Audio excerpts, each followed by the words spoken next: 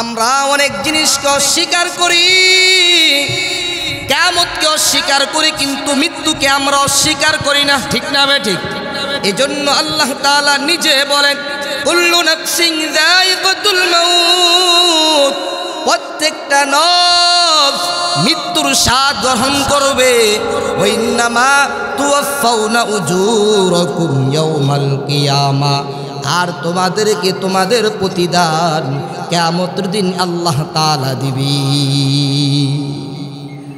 এজন্য মৃত্যু এমন একটা জিনিস কেউ অস্বীকার করে না। কারণ বাবা সন্তানের লাশ নিয়ে কবরে নামে, আবার বাবার লাশ নিয়ে সন্তান কবরে নামে। নিজের সন্তানকে নিয়ে বাবা কবরের মধ্যে নামে আছে কিনা?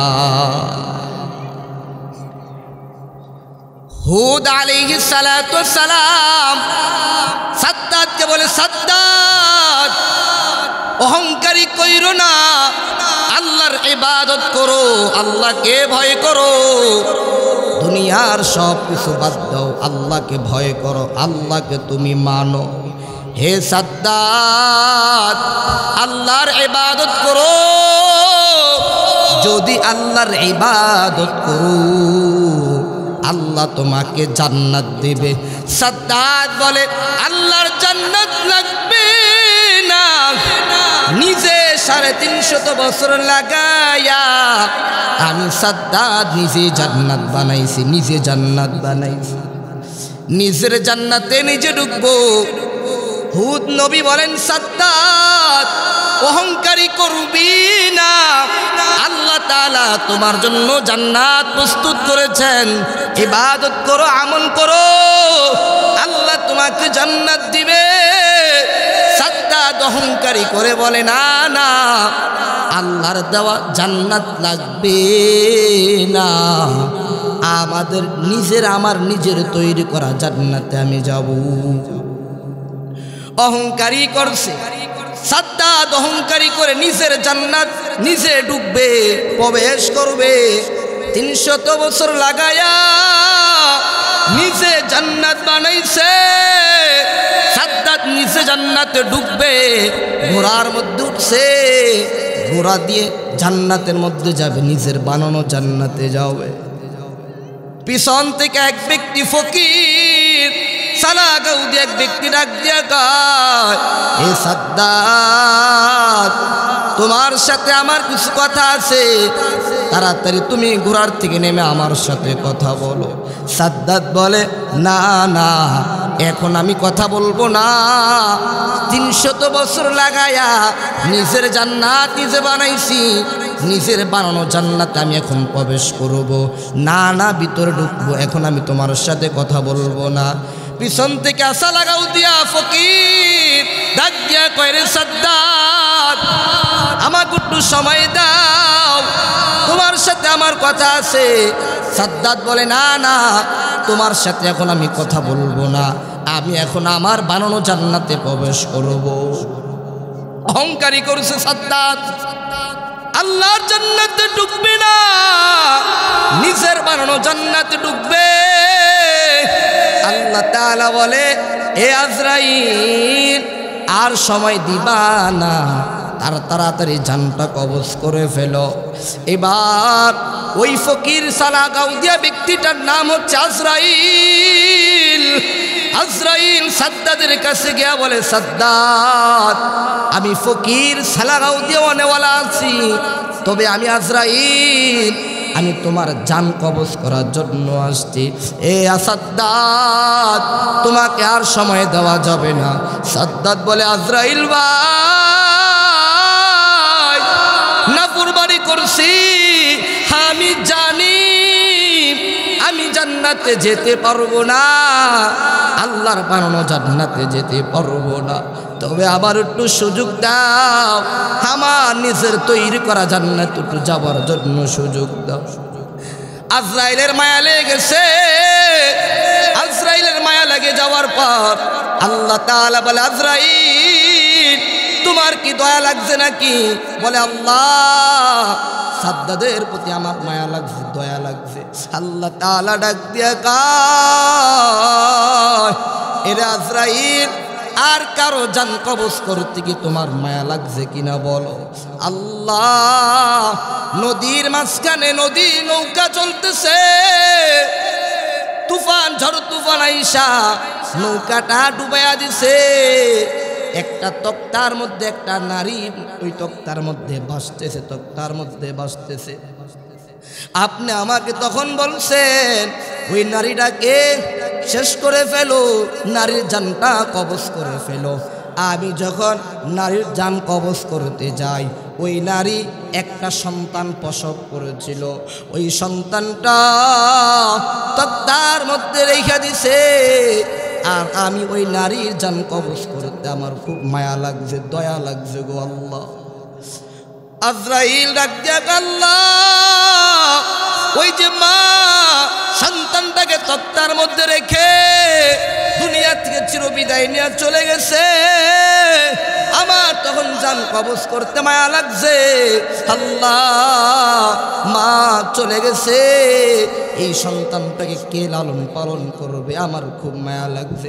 আল্লাহ তাআলা বলে, এই সন্তান কে জানো না? আল্লাহ জানি না। আল্লাহ তাআলা ডাক দিয়া কয়, আজরাইল, এই ছোট্ট সন্তানটাকে আমি পানির স্রোতে ভাসায়া ভাসায়া একটা জঙ্গলের কিনারে নিয়ে আসলাম। এই জঙ্গলের কিনারে নিয়ে আসার পর, এই জঙ্গলের কিনারার মধ্যে আসার পর একটা জঙ্গলের মধ্যে একটা বাঘ ছিল। ওই বাঘের বাচ্চাগুলো মারা গেছে। বাচ্চার ওই বাঘের উলানটা দুধের জন্য টফ টফ আওয়াজ করতেছে আর ব্যথা লাগতেছে, ব্যথা লাগতেছে।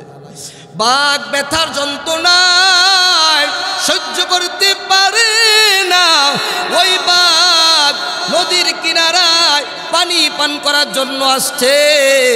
আল্লাহ তাআলা বলে, আজরাইল, ওই ছোট্ট বাচ্চাটার মুখটাকে বাঘের দুধ ওলানের মধ্যে আমি আল্লাহ লাগাইয়া দিছি।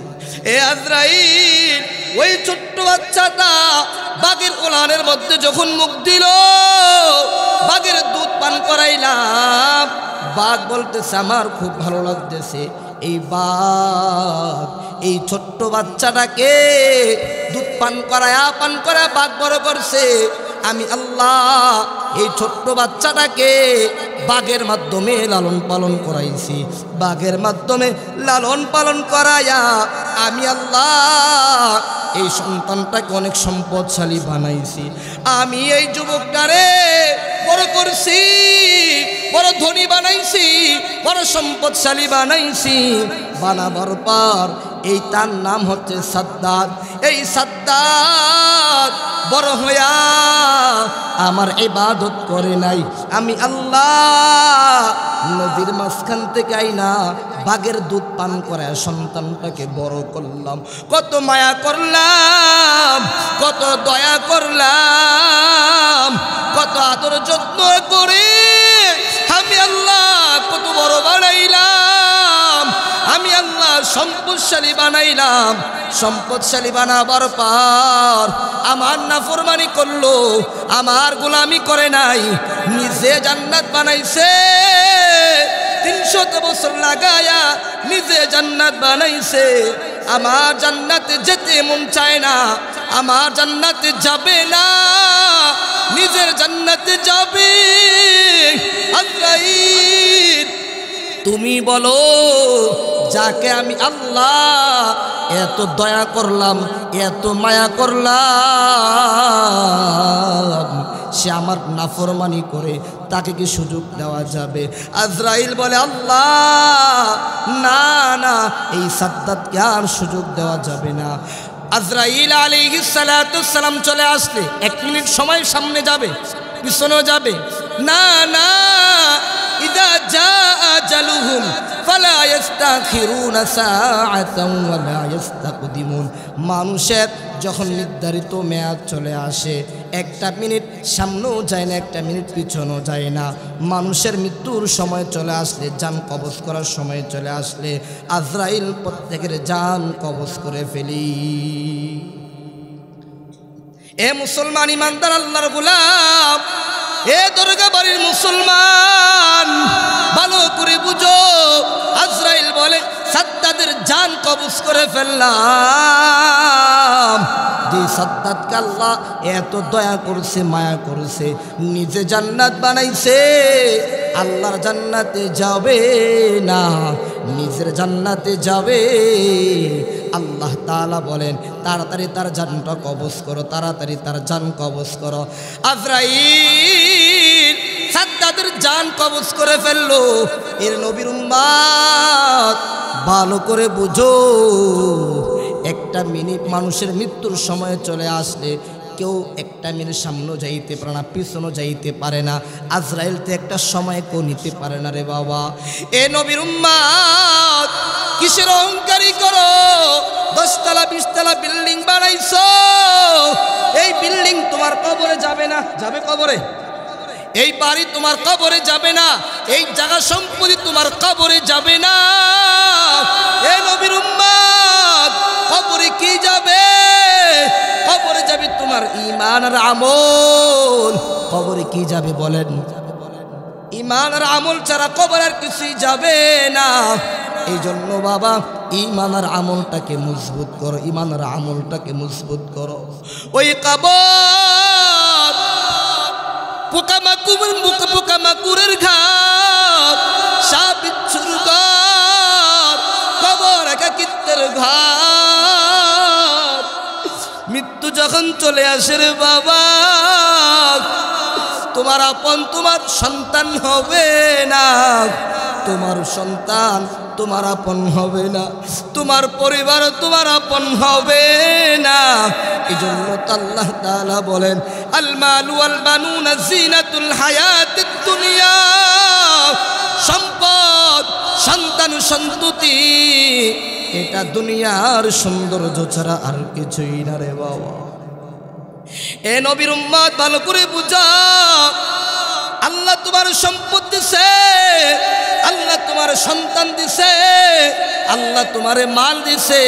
এই মাল তোমার কবরে যাবে না, তোমার কবরের আপন সাথী হবে না, তোমার কবরের আপন সাথী হবে ঈমান আর আমল। মানুষ 5টা জগৎ অতিবাহিত করে, 5টা জগৎ। আলমে রুহা, রূহ জগতে মানুষ অতিক্রম করে। আমরা প্রত্যেকে কিন্তু রূহ জগতে ছিলাম।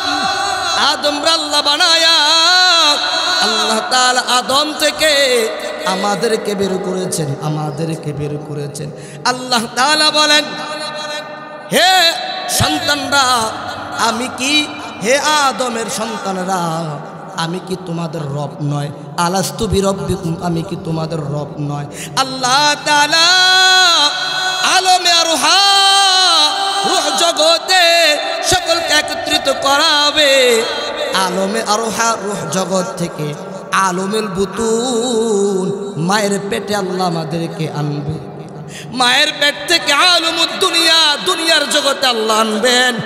আলমুদ দুনিয়া শেষ হওয়ার পর আলমুল বারজাখ, কবর জগতে আমাদের থাকতে হবে। আলমুদ দুনিয়া যদি ভালো অনেক আমল করে যাই, আলমুল বারজাখ কবর জগতে আমাদের জন্য কবরটা শান্তি হবে। ঠিক না বেটি? দুনিয়া যদি ভালো আমল করে যায়, আলমুদ দুনিয়া, এই দুনিয়ার জগতে যদি ভালো আমল করে যায়, তাহলে আলমুল বারজাখ কবর জগতে আমার জন্য ভালো হবে। আর আলমুল বারজাখ কবর জগতে যদি আমার জন্য ভালো হয়ে যায়, আলমুল আখিরাত, ওই আখিরাতের জগৎটা আমার জন্য ভালো হয়ে যাবে। কবরে বান্দাকে 3টা প্রশ্ন করবে। মান রব্বুকা, রবের পরিচয় দাও। 1 নম্বর তোমার রবকে, রবের পরিচয় দাও। ওমা দীনুকা, 2 নম্বর প্রশ্ন ধর্মের পরিচয় দাও। ওমান নাবিয়ুকা, তোমার নবীকে, নবীর পরিচয় দাও। 3টা পরিচয় আল্লাহ জিজ্ঞাসা করবেন। বান্দা যখন বলবে রব্বি আল্লাহ, আমার রব আল্লাহ, আমার ধর্ম ইসলাম, আমার নবী মুহাম্মদুর রাসূলুল্লাহ সাল্লাল্লাহু আলাইহি ওয়াসাল্লাম, আল্লাহ তাআলা ফেরেশতাকে বলে ফেরেশতা তার কবরটা জান্নাতের সুঘ্রাণ তার কবরের মধ্যে ঢুকিয়ে দাও, জান্নাতি বিছানা করে দাও, তার কবরটাকে প্রশস্ত বানায় দাও। আর যদি বদকার হয়, আমি যদি পাপাচার হই, আমি যদি গুনাহগার হই, আমাকে ফেরেশতা বলবে রবের পরিচয় দাও, রব্বুকা রবের পরিচয় দাও, ওয়া মা দীনুকা ধর্মের পরিচয় দাও, ওয়া মান নাবিয়ুকা নবীর পরিচয় দাও। বদকার হলে বলবো মা রাইতা লা আদরি লা আদরি, আমি জানি না। আল্লাহ তাআলা বলবে হে ফেরেশতারা, এই বদকারের কবরের মধ্যে জাহান্নামের হাওয়া চালু করে দে। এই বদকারের কবরে জাহান্নামের শাস্তি চালু করে দে। একদল ফেরেশতা তাকে মারতে থাকবে, একটা আঘাত করবে 70 বগত নিচে চলে যাবে, আবার আঘাত করবে, আবার উপরে উঠবে, আবার আঘাত করবে, আবার নিচে চলে যাবে। রে বাবা, এই জন্য বাবা আর গুনাহ করবা না, আর নামাজ ছাড়বা না। এই জন্য বাবা আজকে থেকে তওবা করে নাও। কোন কথাটা আপনার হেদায়েতের জন্য হয়ে যায় আপনি নিজেও বলতে পারবেন না। কিয়ামতের ময়দানে আল্লাহ 5টা প্রশ্ন করবেন। বনি আদমকে আল্লাহ তাআলা কিয়ামতের ময়দানে 5টা প্রশ্ন করবেন। 1 নম্বর আল্লাহ প্রশ্ন করবেন আন উমরিহি ফিমা আফনা, হে আমার বান্দা কিয়ামতের ময়দানে কিভাবে আল্লাহ বান্দাকে প্রশ্ন করবেন, তুমি তোমার জীবনটা কোন কাজে ব্যয় করছো, জীবনটা কোন কাজে ব্যয় করছো আল্লাহ প্রশ্ন করবেন। 2 নম্বর ওয়ান শাবাবিহি ফিমা আবলা, আল্লাহ বলবেন তুমি তোমার যৌবন কোন কাজে কাটিয়েছো, তোমার যৌবন কোন কাজে লাগাইছো, আল্লাহ তাআলা 2 নম্বর প্রশ্ন করবেন। 3 নম্বর ওয়ান মালিহি মিন আইনা ইকতাসাবাহু, তোমার সম্পদ আমি আল্লাহ দিয়েছি, এই সম্পদ কোথা থেকে তুমি উপার্জন করেছো, ওয়া ফিমা আনফাকাহু, 4 নম্বর প্রশ্ন তুমি কোথায় ব্যয় করেছো। 5 নম্বর ওয়া মাযা আমিলা ফিমা আলিমা, ইলম অনুযায়ী কতটুকু আমল করছো। কিয়ামতের ময়দানে আল্লাহ তাআলা বান্দাকে 5টা প্রশ্ন করবেন, আর কবরের মধ্যে আল্লাহ তাআলা বান্দাকে 3টা প্রশ্ন করবেন। এরে বাবা, এই জন্য মৃত্যুর ব্যাপারে সাবধান হয়ে যাও। আমাদের প্রত্যেকের কাছে মৃত্যু চলে আসে। বিজ্ঞানিকরা রিসার্চ করে গবেষণা করে বলেন প্রতি সেকেন্ডে 3 জন মারা যায়। কতজন মারা যায়? 3 জন মারা প্রতি সেকেন্ডে, প্রতি সেকেন্ডে 3 জন মারা যায়। প্রতিটা মুহূর্তে মুহূর্তে লাশের খবর শুনি, কোন এক যুবক বাস অ্যাক্সিডেন্টে মারা গেছে, কোন এক যুবক হুন্ডা অ্যাক্সিডেন্টে মারা গেছে। রে বাবা, মৃত্যু সবারই যেতে হবে। আল্লাহর পয়গম্বর দুনিয়া থেকে চির বিদায় নিয়ে চলে যাবেন। আল্লাহর পয়গম্বর অসুস্থ হয়ে গেছে, পয়গম্বর বিছনার মধ্যে শুয়ে আছেন, পয়গম্বর দুনিয়া থেকে চির বিদায় নিয়ে চলে যাও। 15 দিন পর্যন্ত নবী মসজিদে যেতে পারে নাই। আল্লাহর রাসূল আব্দুল্লাহ ইবনে আব্বাস করে, আব্দুল্লাহ ইবনে আব্বাস 15 দিন আমি মসজিদে যেতে পারি না, আজকে আমি মসজিদে যাব। সাহাবীদেরকে বলো, সাহাবায়ে কেরামরা যেন আজকে সকলে মসজিদে চলে আসে। আমি সকলের থেকে বিদায় নেব, তাদের থেকে মাফ চেয়ে নিব। আমি তাড়াতাড়ি সবাইকে আসতে বলো, আমি আজকে মসজিদে আসব।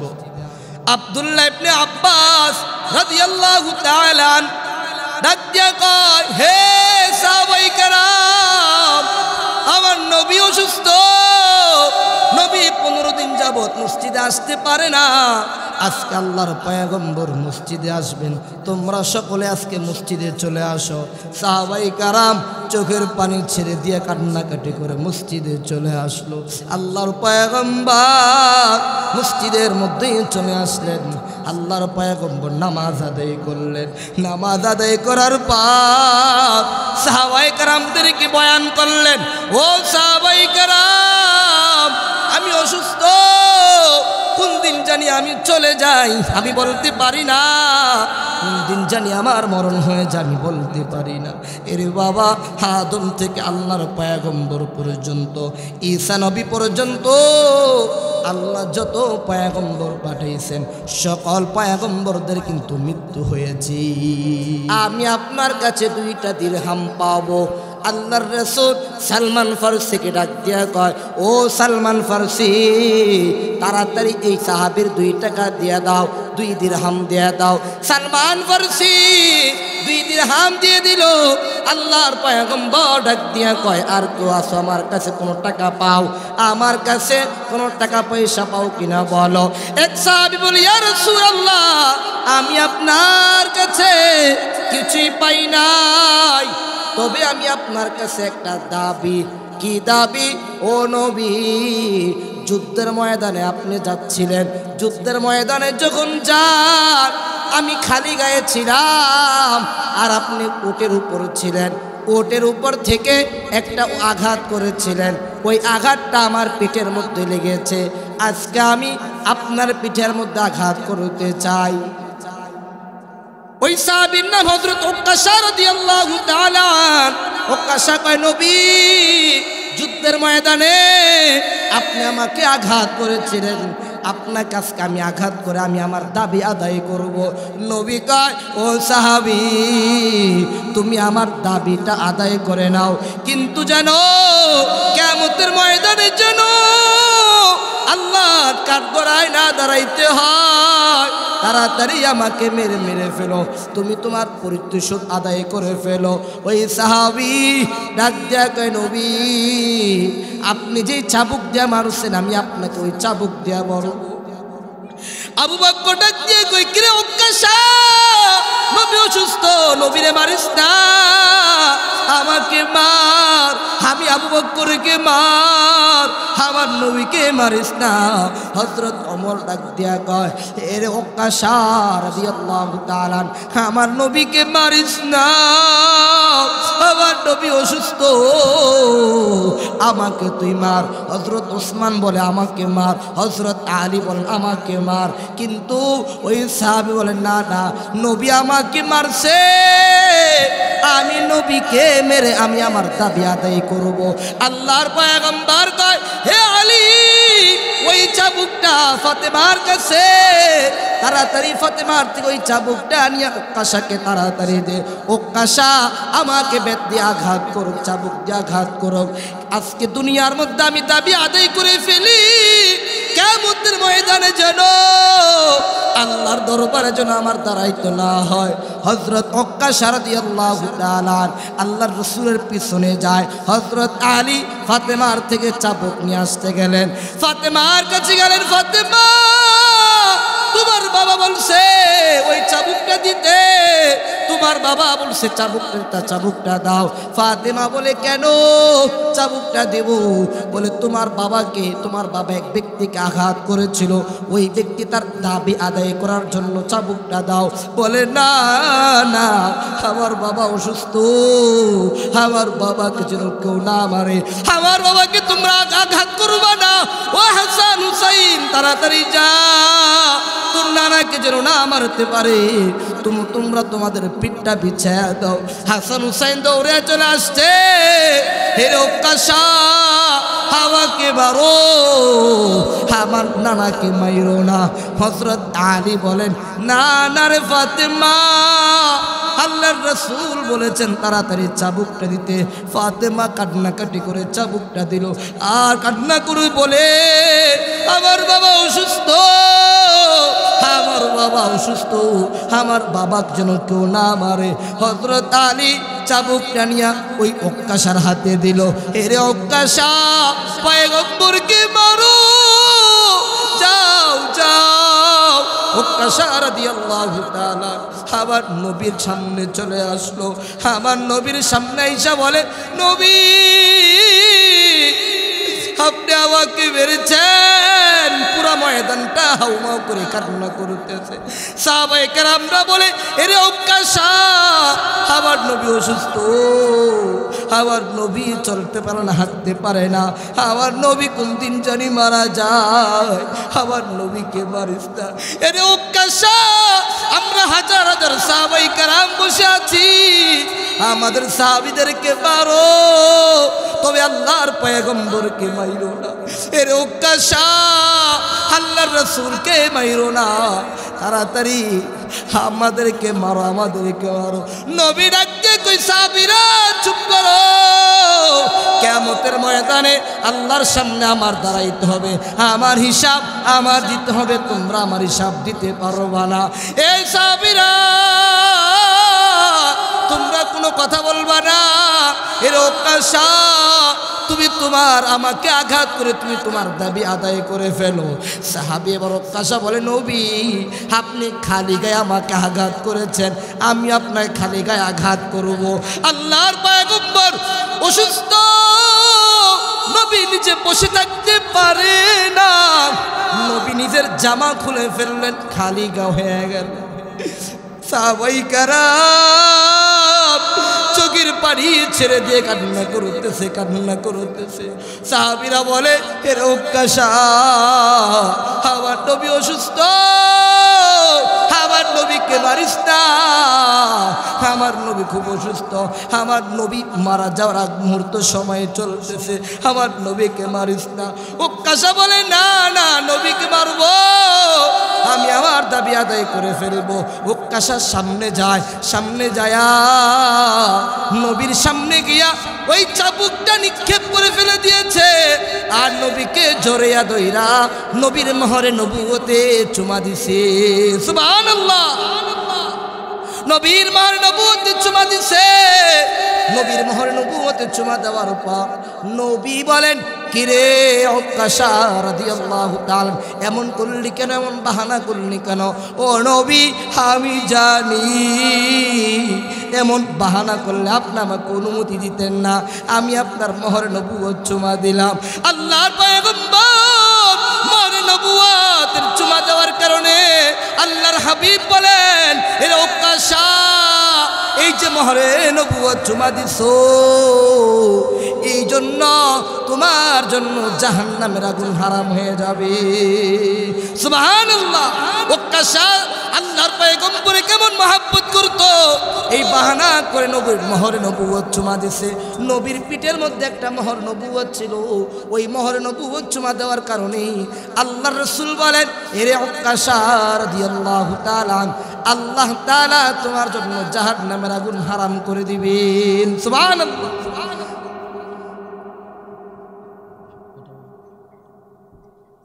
আল্লাহর পয়গম্বর দুনিয়া থেকে চির বিদায় নিয়ে চলে যাবেন, আল্লাহর রাসূল দুনিয়া থেকে চির বিদায় নিয়ে চলে যাবেন। আল্লাহর পয়গম্বর অসুস্থ অবস্থায় শুয়ে আছেন, নবীর চোখের পানি ছেড়ে দিয়ে কান্নাকাটি করে বলে, হে আল্লাহর বান্দারা, হে আমার উম্মতরা, তোমরা মৃত্যুবরণ করবা, মৃত্যুবরণ করবা, এই মৃত্যু থেকে তোমরা সাবধান হও, আমি নবীও দুনিয়া থেকে চির বিদায় নিয়ে চলে যাব।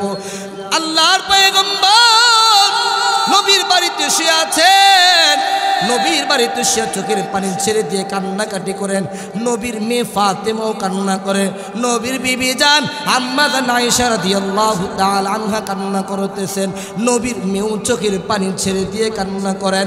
আল্লাহর পয়গম্বর মৃত্যু শয্যায় শয়িত অসুস্থ অবস্থায় পড়ে আছেন, নবী ইন্তেকাল করবেন, ইন্তেকালের আগ মুহূর্ত নবীর চোখের পানি ছেড়ে দিয়ে কান্না করেন।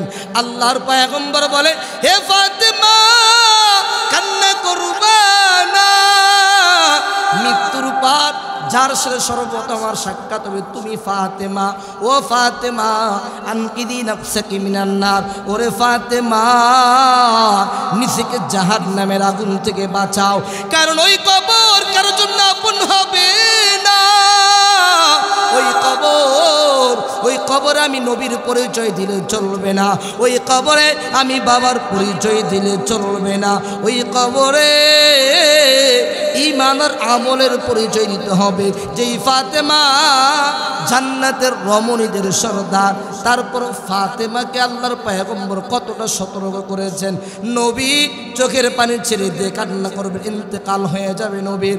আল্লাহর পয়গম্বর ইন্তেকালের আগ মুহূর্ত আজরাইল নবীর জান কবজ করবে। নবী বলেন, কি রে আজরাইল, আমার বুকের উপর কি রাখছো, কি রাখছো? আজরাইল বলে, আল্লাহর রাসূল, আমি আপনার উপর আমার হাত রেখেছি। বলে, আজরাইল তুমি তোমার হাত রাখো নাই, তুমি যেন 7 আসমান 7 জমিন আমার বুকের উপর রেখে দিছো। আবার এমন কষ্ট হয়, ওরে আজরাইল আমার জান কবজ করে এত কষ্ট হয়। আজরাইল বলে, ইয়া রাসূলুল্লাহ, সর্বসহজ আপনার জান কবজ করতেছি। নবী বলেন, তারপর এত কঠিন, আমার উম্মতের কেমন কি অবস্থা হবে?